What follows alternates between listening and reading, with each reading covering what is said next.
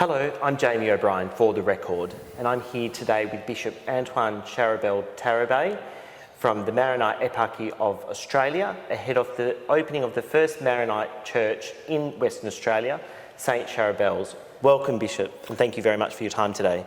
Thank you. I'm happy to be here, and thank you for your time. Bishop, can you tell me a little bit about yourself and your vocation and your role as Bishop of the Maronite Eparchy in Australia? As you said, my initial name was Antoine Tarabay. I was a priest and a monk in the Lebanese Maronite Order of Monks. It's the largest in the Maronite Church.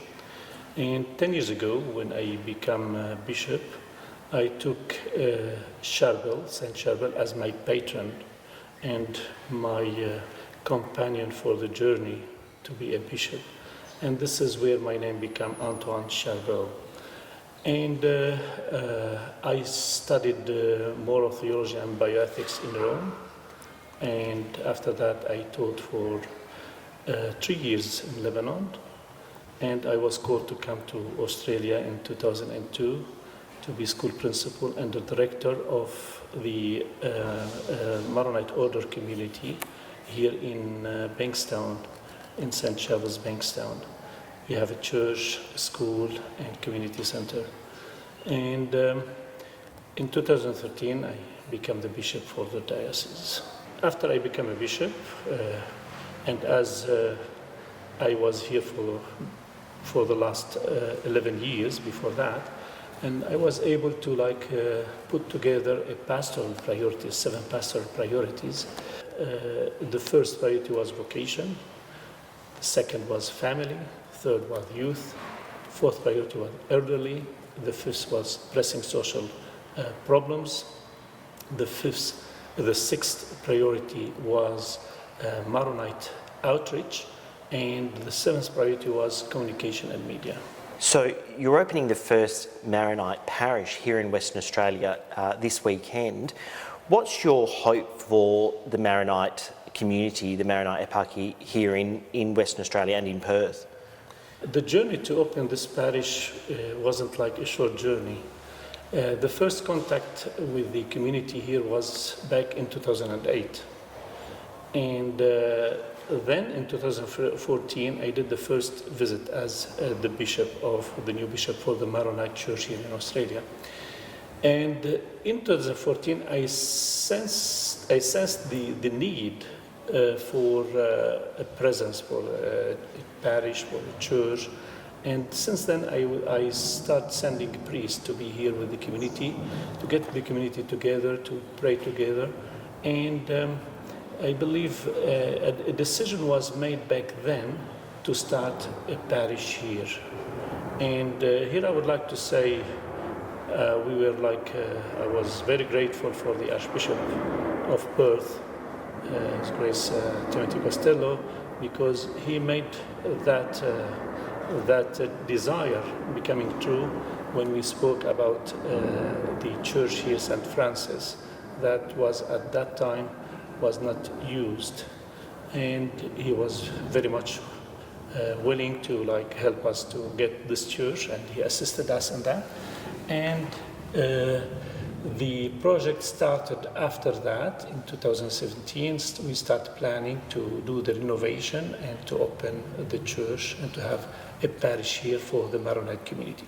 I would like to say that the Maronite community here in Perth is not a very large community like other communities in other states.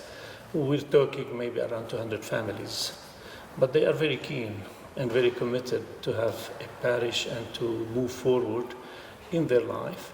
And I believe the main point here, and what I'd like to say, this new parish of St. Charbel here, in their mind and in my mind, they said to me many times, it's not only for us, it's for our children and the future generation of Maronite here in Perth.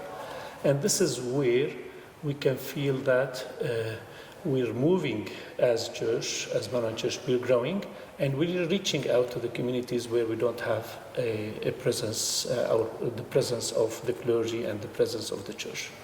So what do you see are the biggest strengths of the Maronite Eparchy and the community, their families that you spoke about here in Western Australia? I can see that they love the church, they love to pray, and they love family. So this is where, even though a small community, they were happy and keen to have a church for them and for their children.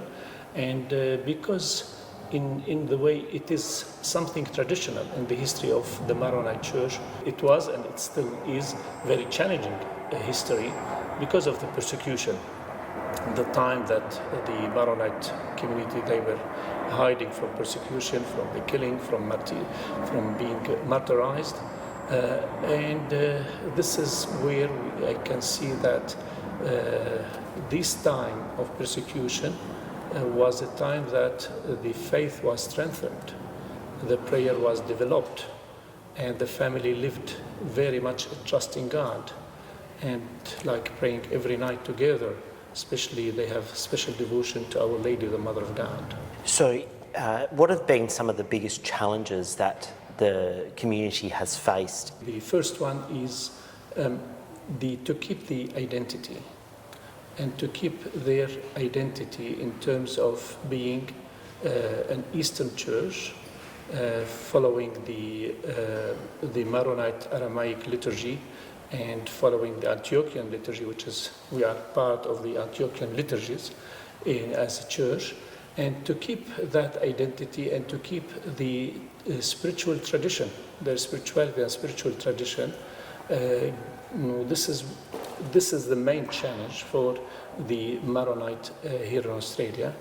The other challenge, I believe, the belonging and the connection with our roots back in the Middle East, especially in Lebanon and in Syria, where Marmaron lived, the founder and the patron saint of the Maronite Church, to keep that connection and and to keep that unity with the Maronite worldwide. I believe this is another big challenge. And how has the community lived through that, and what have they done to work through those situations? Certainly, opening new churches like we're doing here, it is a main thing that we're doing to keep that connection with the tradition, with the spirituality, with the liturgy.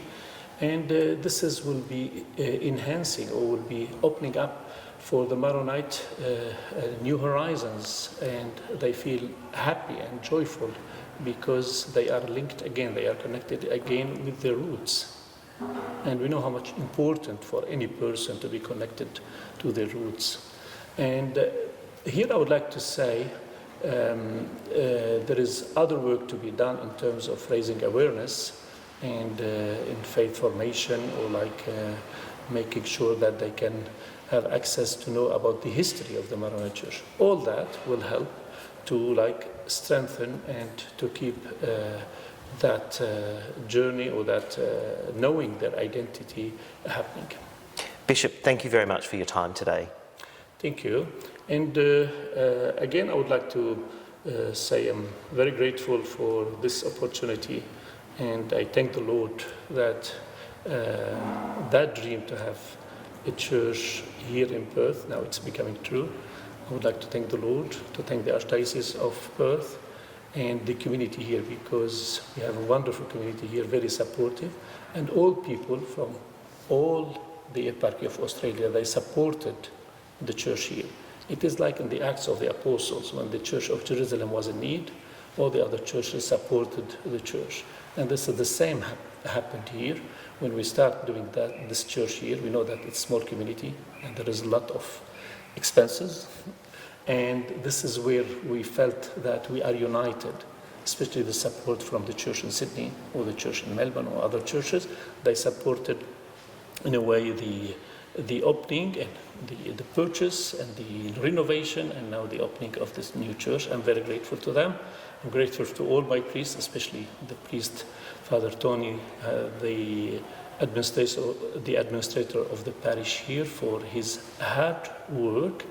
And certainly we have a devotion to Saint Francis, And we're keeping that devotion of this church for St. Francis, even though now it's dedicated to St. Charbel, the greatest of saint in the history of the Maronite Church or in the history of Lebanon. Thank you very much.